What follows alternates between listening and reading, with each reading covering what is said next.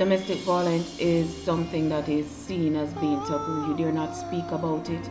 You dare not, share your experience. But I just want to encourage someone today that you don't have to live in silence anymore. You don't have to succumb to your situations anymore because there is a way out. God did it for me, He can do it for you. You don't have to live in a situation where you think you're hopeless, where you think there is no way out, where there is no hope. There is a way out. There is hope. If God can do it, He has done it for me. And I just want to encourage someone. I don't want you to only survive it. I want you to be able to overcome it. Because when you survive, it's just moving from one situation to the next. But when you overcome it mentally. You're able to stand on your own. You're able to pursue what you want to pursue. And I just want to encourage that woman or even that man right now that God is able to do the impossible, and He's able to heal the wounds, the scars of your heart. Just trust Him today. It has to end. Turn down the light, turn down the bed, turn down these voices. Hi again, guys. This is part 2 of my video on domestic violence, and today I just want to share my experience, and I have some pointers that I want to bring to the forefront, as well as I want to also speak on another aspect of it, which is the immigrant aspect of it. One, I was on Facebook today just browsing, and I came across a post of a young lady. Her name was or is Yola Pitiana, and she was sharing what she had gone through for her Christmas. She was beaten by her husband, and I'm just tired of it. I'm just so tired of seeing these situations happening. And I don't know about you, the onlooker, but for someone who has gone through it, it is hard for me to see another woman going through it. And I just want to bring some things in the light, and I just want to sensitize some people out there, women and even men who are undergoing or have gone through domestic violence, because men have been in the same situation as well. I'm gonna touch, I have my little pad here because I wanted to make sure that I have I'm able to touch my key points, and so on and so forth. But first, I just want to share my experience, continue on my experience with my abuser. I hate the term, the terminologies that comes with domestic violence, DV, all that. I just hate them, but it is what it is.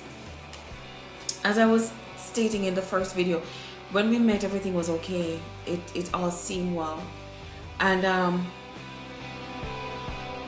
I remember when he, in the first video, I was telling you what happened with his sister and how he treated his sister. And I remember a lecturer said to me at UWI, be careful, be very careful when you're dating someone. Be the fly on the wall and watch how he deals with his mother, his sister, and so on, and you will know exactly who you're getting yourself involved with. I never took the time to analyze any of that. I tell you something, ladies, when you're in a state of loneliness and desperation, your decisions are going to be based on such. Being single has nothing to do with any of the two. Being single is the opportunity that you take to get to know who you are, where you're going, and the work that God has to do in you. And that is where I'm at now, being single and loving it. I appreciate being single because I wasn't for a very long time. But back to that. The disrespect started to come. The tone, the name calling, and all of that. Any little thing that I did was a problem. I remember when he told me, when we, I think, before we got married, he said to me, don't talk to my sister, don't talk to my family. So I said, you know what? Why you don't want me to associate or affiliate myself with your family? What is the problem? I didn't get an answer. So, you know, and I kind of found that some little attitude was coming up with it, so I just left it as it was. I said, all right, since you're my husband, I'm gonna follow suit. I'm just gonna do what you ask me. I never had any family. I don't have any family. I didn't have any family here at the time, and he knew all of that about me. He knew everything. I never hid anything. He knew I was married before. Everything. I never hid anything, because I said, you know what, God, this time I want to do it the right way. I want to make sure that I don't mess up. There was just so much that I wanted to do, and in all of that, God wasn't there. God wasn't in it. And they have something that they call God's permissible will, when He allows you to do what you desire, knowing that you're going to suffer the consequences of it. But the great thing about it is that God never leaves you. He never leaves you. And I'm glad that I'm alive today to share this. And what I intended to. But what prompted me even more is when I saw him on the 23rd of December this year, this Friday. I went to get some ackee, you know, in a different city. And for some strange reason, I'm coming across the road and I saw him and he was beckoning to me. And for some strange reason, everything just came crashing down. Every memory, everything, the good, the bad, and the ugly. And I immediately crossed to the other side of the road and put my headset in, and I kept walking, and he drove away. And I felt so down that day. I felt so downhearted. I felt so heavy, so sad, you know, because we got married in December. So you know, that time frame of everything that was transpiring, it was just crazy. But it propelled me to want to share my story, because too many women are undergoing this, and too many women are keeping things under wrap. They are protecting the abuser and thinking that they're protecting themselves, but you're not protecting you, because they're not going to stop doing what they know how to do. So we went on, married and everything, and we were just about to move, and things just started to get very disrespectful on his part. And I said to him, when we moved in the new home, he said to me, I don't appreciate anything. I said, listen, I can't appreciate something when there's no love, and when the home is not a home. And that was it for me. The disrespect was too heavy. The home didn't feel like a home. And I remember one day I was there, you know, because I was alone for a while. So the only thing I had was my phone to watch. You know, I normally watch movies on my phone because I never had a TV. I'm not a TV person. And he always complained about my phone. So I gave him access to my phone. You know, you want to know what's happening? This is what's happening. And that wasn't enough for him. And I remember one day I was there on my laptop, and he came over. I mean, the arguments just came out of nowhere consistently, because sometimes they have to find a way to create a scenario in order to do what they want to do. And one of the things too, this man was on drugs. And you know, when we met, I left this part, or when we met,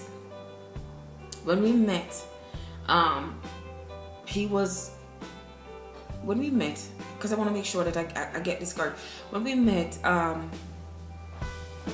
he was going to get locked up for something as it concerns someone else that he was with. And he explained the situation to me, and I think it was that he violated his parole or something.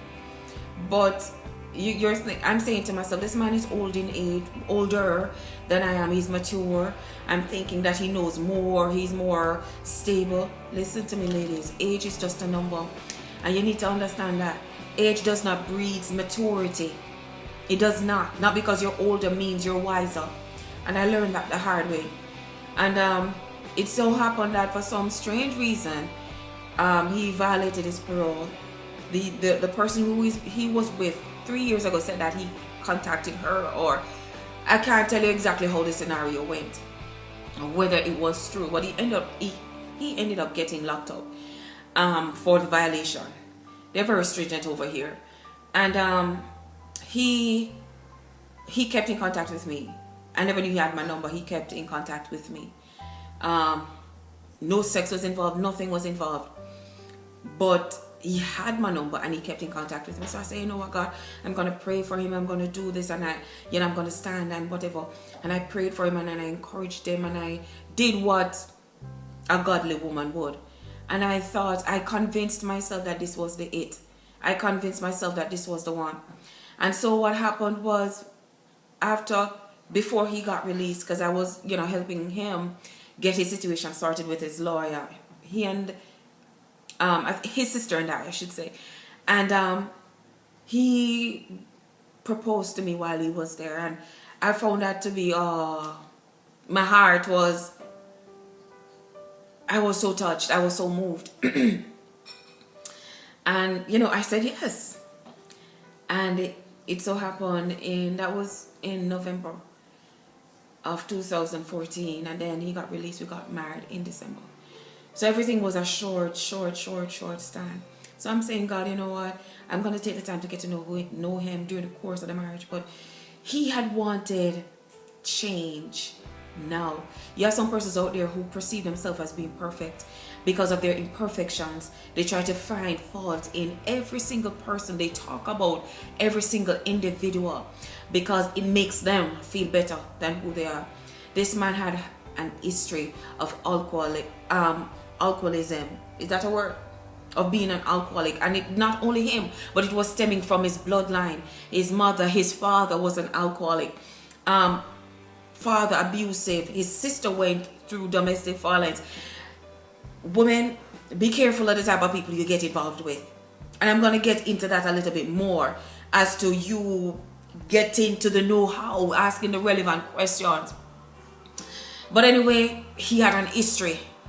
And a history of drugs, alcohol, abuse. Everything was there. And I thought I was Superwoman, popping my collar.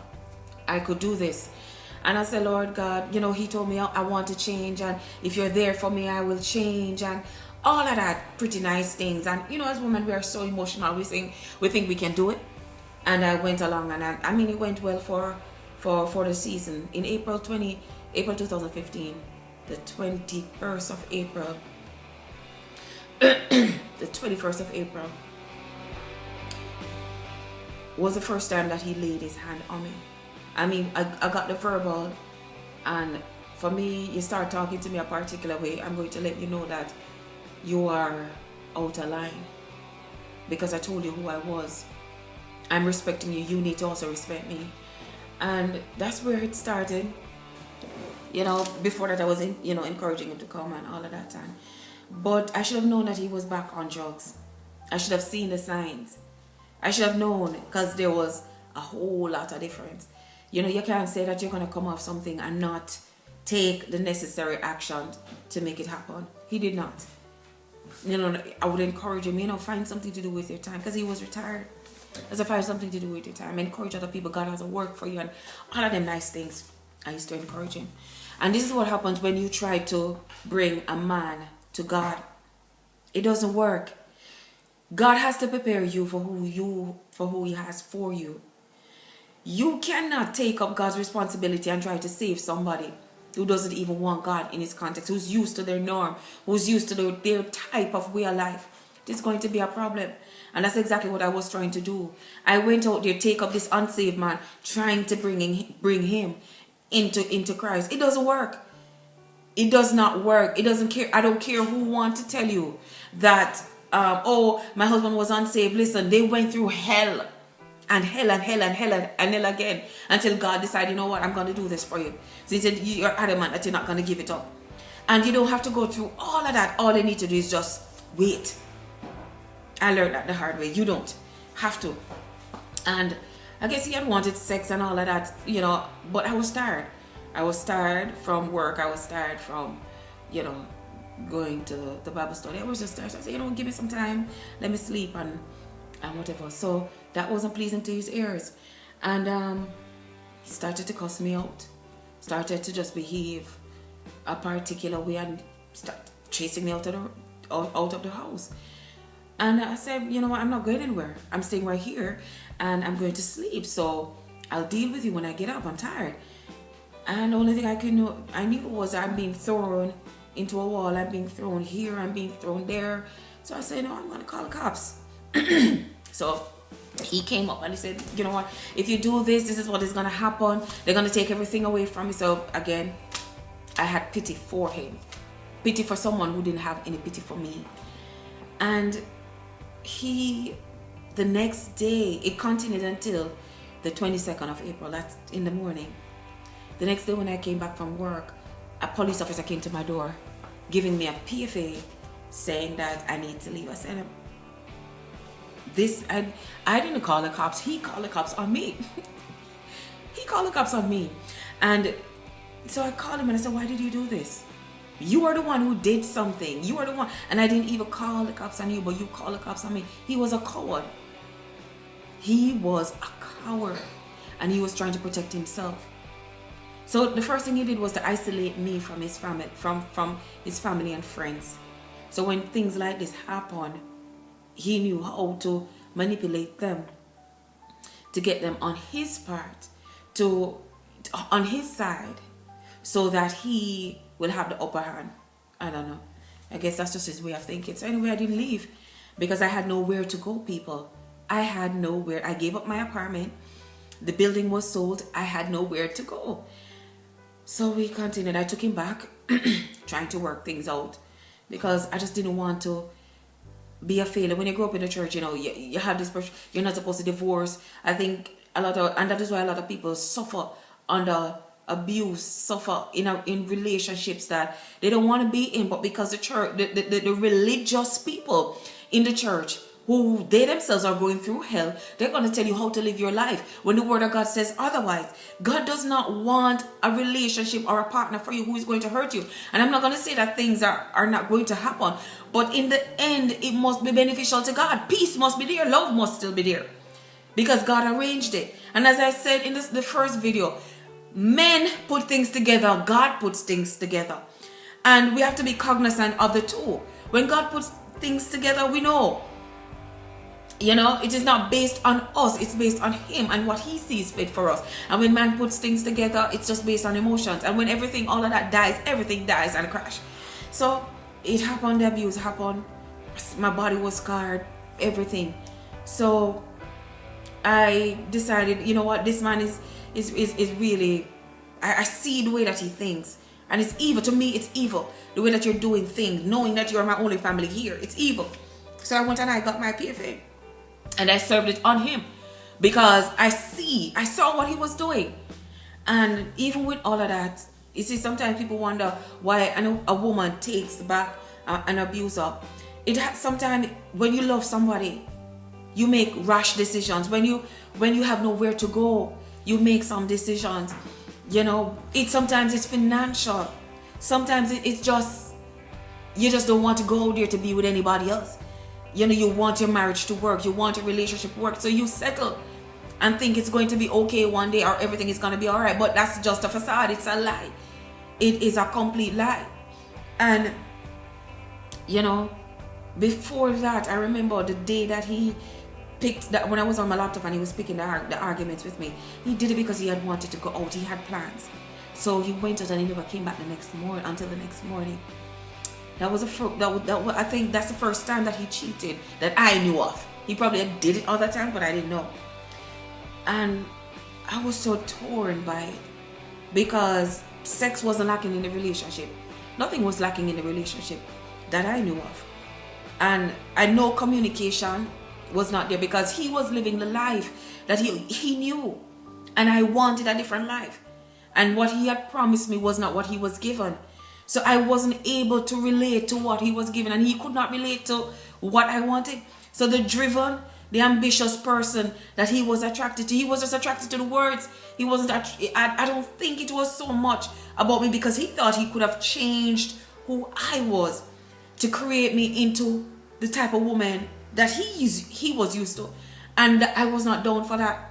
And so it so happened that when he cheated and went and did his drugs, that day he came home, everything changed. Everything changed. I said to him, where did you go? What did you do? Who did you do? He could not give me an answer. I said, why you hate me so much to do what you did to me? Why would you do it? I didn't get an answer. And I remember he came back and apologizing, not telling me anything, but let's just work things out. And so I said, you know what, let me just give it another chance. So I did that, and I tried to make it work again. People, let me tell you something. When God is not into something, you don't have to fight. When God is not in something, you fight. You have to fight every single day. When God is in it, you just need to take it to the throne room of heaven and leave it right there, and God will work it out. But when you put yourself in some situation and you're trying to deal with it on your own, it becomes a problem. It becomes a thorn, and that's exactly what that thing that I had with that person became. Then it happened again. So I had to get another PFA on him, and we would have ended up in court. So I got it. They took him out. They moved him out of the house and all of that. And I know he was mad. He was mad. But you know what? To some extent, I didn't care, because he didn't care about me. A man is supposed to be a protector, a guide, a lover. He is supposed to cover over his family. And you see, I can't stop saying this. That man comes from God. I don't care who you are or what you are. God, Christ, Jesus Christ, Yahshua, Yahweh, listen to me. When he has a man or a woman for you, he gives you a good gift. When you go out there and pick it for yourself, you pick rubbish. And how many of us are guilty of that? And still guilty. Some of us are still in the same marriages and we're guilty. So there, the last time it happened, it was in July. And, he said that he had wanted to talk to me, so he came back. So I allowed him. He wasn't supposed to be there, but I allowed him to come by the house. I said, all right, sit and wonder. He came, lie down, and he was there talking to his friend. I said, well, you came here to talk to me. Why are you here? If you're not here to talk to me, you need to leave. So he was just started, I went on the bed and I was saying, you need to leave because you're not here to talk to me. You're here to talk to your friends. So it was just a ploy to come back into the house and say, you need to leave. So I was there, jumping on the bed. And so I took up his shoes and I took up his phone and I said, you know what are you going to do? What are you going to do? So anyway, I went into the closet. He came in the closet after me, hold me, fighting me off. He said to me, put his hand around my throat and said to me, you know what? If I kill you in here tonight, nobody's going to find your body until a couple days after. And I said, Lord, I started to smile and I said, God, you alone have the yes and the no over my life. And if you choose for me to go tonight, well, let it be. And if not, you need to do what you need to do. And this man was there choking me, threw me on the ground, put his elbow. This man was 6 feet 2 inches, 6 feet 3, thereabout. I'm 5'3", and he threw me on the ground with his elbow in my chest, almost crushing my chest bone, and his hand around my throat. And I said, Lord God, this is just it. You just have to do whatever you need to do. And I don't know what happened. For some strange reason, he let me go. And I remember when, that night I decided I'm not going to, because he was still in the house. I said, no, I didn't call the police because I had a court date. And he was trying to convince me not to go. He was so selfish and conceited. Everything was about him. I mean, he would talk negative about everybody, his child's mother. He would call her ugly, shriveled, witch. All of it. And I used to say to him, but if you can't talk about your child's mother like that. You can't, that's your child's mother. You don't talk about her like that. Doesn't matter what it is, you don't speak about her like that. Right? And I found that's how he spoke about everybody apart from himself. And he had a friend, and I used to talk to the friend and say, you know what, talk to him and see what can transfer and whatever. And when I got the PFA, this is what the friend said to me, I should not have done that, because I should not have, you know what they do with black men in prison, in jail. And I said, why would you say that? I said, this is what he did. And his friend said, I don't care what he did. You shouldn't have gotten a PFA on him. And I realized right there and then that I had nobody. I had no cover. I had no protection. So I had to take care of myself. He said to me that nobody is going to believe you. He said to me that you don't have any way out here. You're not gonna make it. And I said to him, you forgot who I was. You forgot when you met me, how ambitious and driven I was, how much of a go-getter I was. And when he said those things to me, I started to do my own research. And I came up on the Women's Center and Shelter, and I spoke to them, and that's how I got my lawyer. People, there are help. There are help out there. And you just have to know the how, know the where, and know the when. When I called into them, they told me to come in. And when I went in, they pulled his file, his record.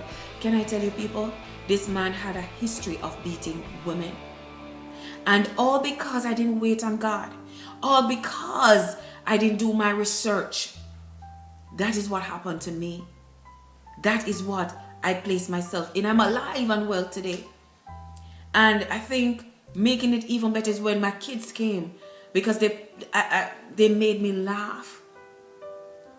I remember one time my daughter said to me, "Mommy, you are beautiful. You are a powerful woman. You know, you don't need this man. This man does not deserve you." And I said to myself, this girl is absolutely, I didn't say anything to her at the time, but I said, you know what, this girl is absolutely right. And right there and then I had to make a decision to move away mentally, because I was still holding on to the norm, to what I knew. Mentally, I had to let go, and it wasn't easy. There was one day I was coming across the street, and I just said, God, everything is too much for me. I couldn't understand why somebody could be so wicked, you know, in their actions, in their ways, just the way that he did things, very conniving. And I said, God, you know, make a walk out into a car, I just can't deal with it no more. And the Holy Spirit said to me, you know what, it is well. You don't need to do this. It's going to be all right. It's going to be all right. And that was it. And I decided that life, I'm choosing life. And no matter what I'm going through now, I'm going to overcome it. It took some time. It really took some time, because everything took a toll on me. And when they showed me his history, every time he went to jail, it was either for drugs or beating on a woman. And these women are just the ones who decided to speak out. They too were on drugs, you know, according to him, because he was, I guess, their supplier. He had the money. He had what he needed to have to get them in the loop. And I wasn't like them. I didn't want to be like them. And it sometimes you have to realize, you know, if you're a woman of God and you're trying to live, it's going to be hard to live that life with a husband or a wife who's unsaved, because you're saying one thing, he's saying one thing, and more often than not, they're going to pull you over to their side.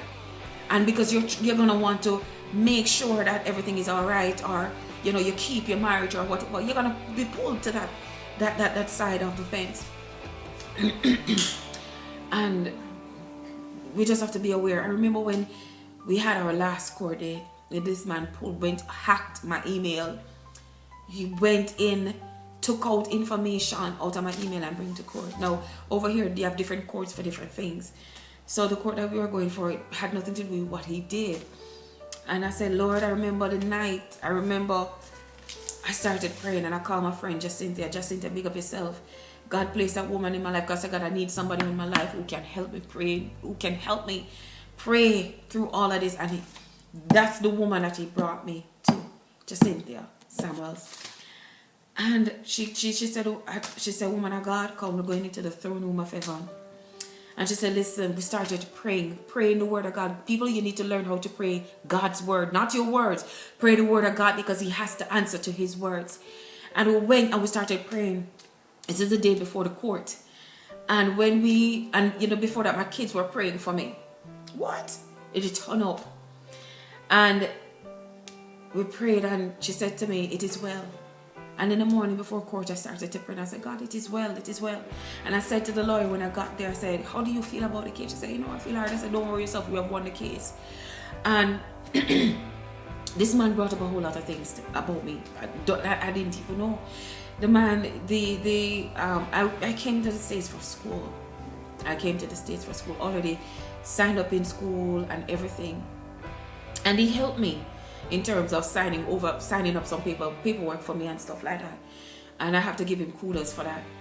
But this man brought in all different type of things. How I married him because I wanted to be in the States, all different type of crazy stuff. And I said, Lord God, you knew, you know. And he brought all of that to the judge, and the judge said, listen to me, you married this woman.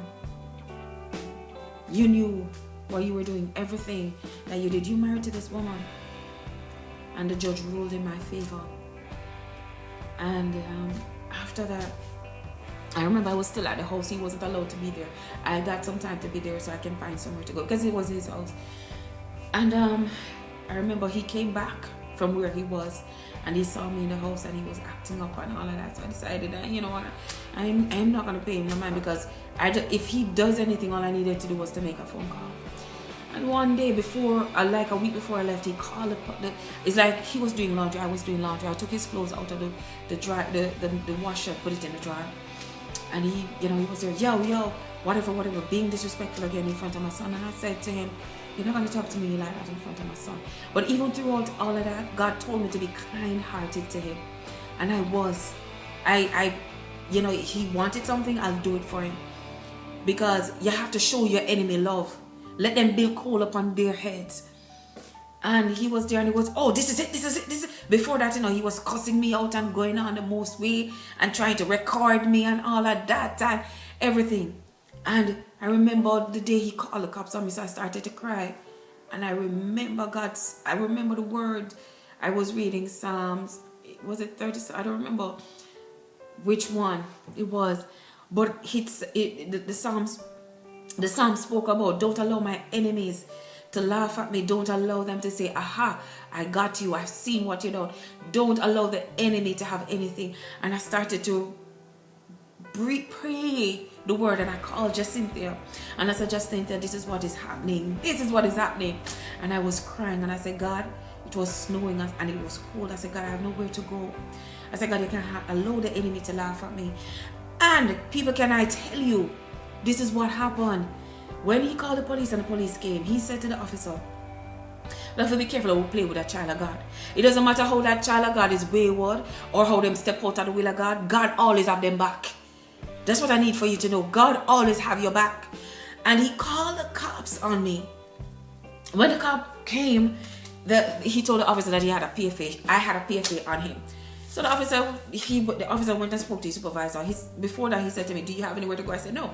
He said to the man, do you have anywhere to go? And he said, no, I don't have anywhere to go, and I don't have the money. Lie to, whatever the situation might be. And the officer said to him, what? You said that she has a PFA against you? He went and spoke to his supervisor, and he came back and he said to me, ma'am, you can lock him up if you want to. You can lock him up if you want to, because he's not supposed to be in certain feet against you. No, you see, what I'm trying to show you is that what the enemy meant for bad, God worked it out for good. I could have locked him up right there and then, but the Holy Spirit said to me, mercy. I don't know why. The Holy Spirit said to me, mercy. So the officer said to me, what do you want to do? I said, you know what, leave him be. Because I won't be here, I just need time to leave. And that man gave me hell for the couple of times or days I was there. And even though he was giving me hell, God said, help him just the same.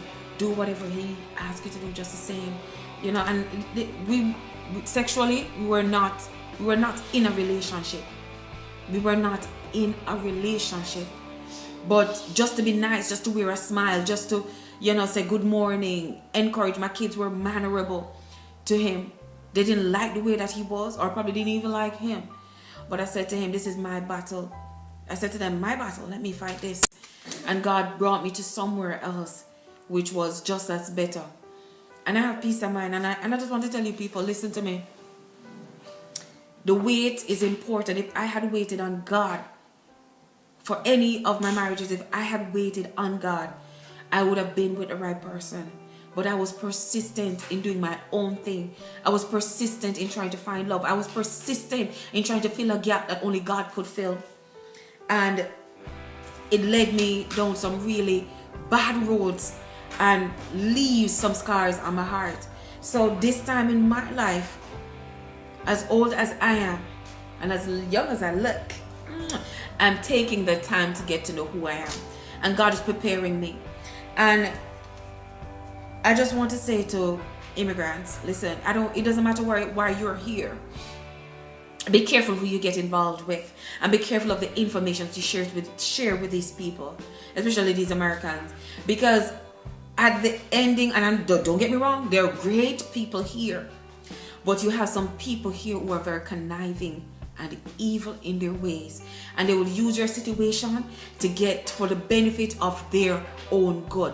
Be very cognizant of who you associate yourself with, and be careful of the information, how much you share with these individuals. Preparation. If you're not saved, I want to tell you that God is good and He's awesome. I'm alive today not because of my goodness, my greatness, my power, my strength. No, I'm alive today because God chose me to be alive today so I could share my testimony with someone else. Sometimes the seeds are sown from in her family. Or mother went through domestic violence, or father was an abuser. We become an abuser, because I think for some time I was very aggressive. I was very aggressive, and I didn't know until I got married the first time. I was young, I was naive to a whole lot of things. I was selfish, I was conceited. I just wanted love. It should have been all about me, and there's a lot of things that I didn't understand. So things are sown in the bloodline, in the family line, in the mothers and the fathers, that is passed on to the children. Do a thorough criminal check. It doesn't matter who they are. Check their background. Find out if these people molest children, if they are drug abusers, if they are domestic violence abusers. You need to find out about these people. And ask the relevant questions. You need to know about their family line. You need to know if the father was an abuser. More often than not, if the father was an abuser, and if God is not in the context, it is passed down to that man, or will be passed down into that bloodline. So you need to know who the mother was, who's the sister and them, who, the generation. You need to know about them. You need to know the type of people who you're getting involved with. That will tell you a lot about the man that or the woman you're marrying, you're marrying to. I can't emphasize this anymore. Wait on God. Allow God to prepare you for who He wants for you. God is the biggest man, the best man, the only man who can arrange marriages and they last forever. I'm not going to tell you that there won't be struggles. I'm not going to tell you that there won't be problems. But guess what? Because it is based and built on love and built at God being the head, you will overcome. Right? Put God at the forefront. Trust God to make the decisions over your life. And sometimes sometimes there's so much work for us to inside that God needs to do, so much weed, so much seed and trees that has been planted over time that needs to be uprooted. God needs to uproot all of that, because God is not going to give you a good man while you're still a monkey. You're still trying to hurt and tear people apart. No, God has to clear you up, clean you up, wash you up, and prepare you for the person while He's preparing that man or that woman for you. So I just want you to understand that. Tell God what you want. Now, God understands who you are. He knows you. His word tells you that. He knows who you are. So who you are more often than not determines what you're looking for in someone. So you write down what you're asking God for. So for me, this is some of the things that I told God. God, I prefer somebody who's taller than I am. Between 6 to 6'3", 4. I prefer a man who's taller than I am. I prefer a man who has you at the head, that loves you more than I will love you, God, more than me.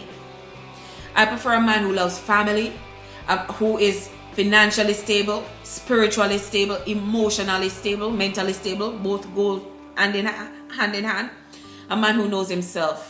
A man who's spontaneous, a man who loves to have fun, who loves to laugh, all of those, as I even mentioned the size of the penis, because for me, I don't want anything that is going to turn me upside down. I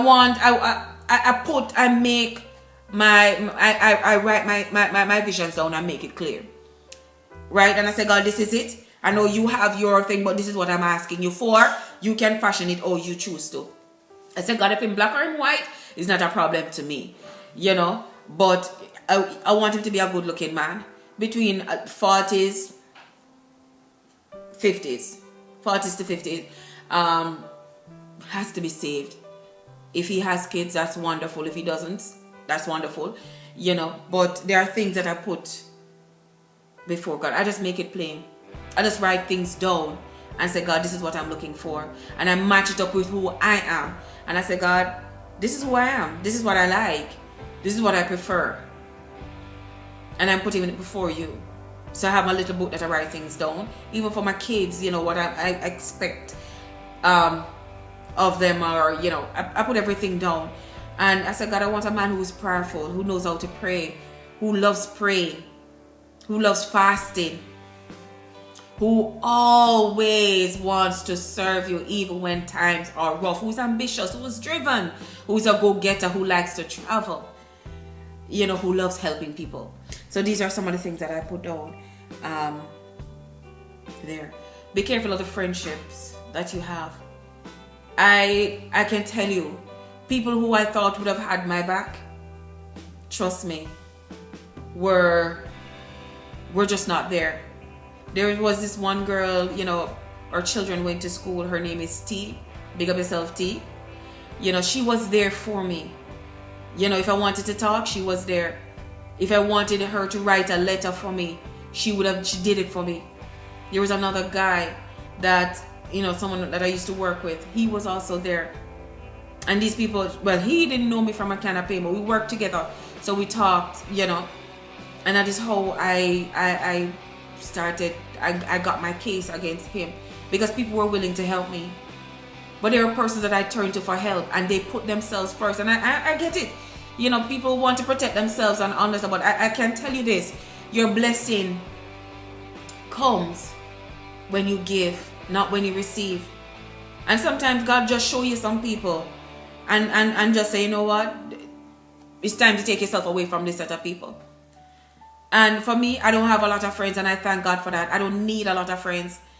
God placed at least 3, 4, probably, put 4 people in my life that I can say, all right, this is a situation, whatever. Prayer. I have 2 good prayer warriors in my life, or 3 good prayer warriors in my life. And those are the type of people that I need. I don't need people who are going to, you know, I don't need wayward people in my life, because when I'm weak, I need somebody to help build me. And when they are down, I'm supposed to be able to do the same. So I just want to encourage you guys, persons who have gone through domestic violence, listen to me. You don't need to survive. You have survived by escaping your abuser. It's time for you to overcome. And it takes a little time depending on you and how quick you want your process to take place. I don't believe in surviving. I believe in overcoming. And that's where I'm at. I have overcome every single situation.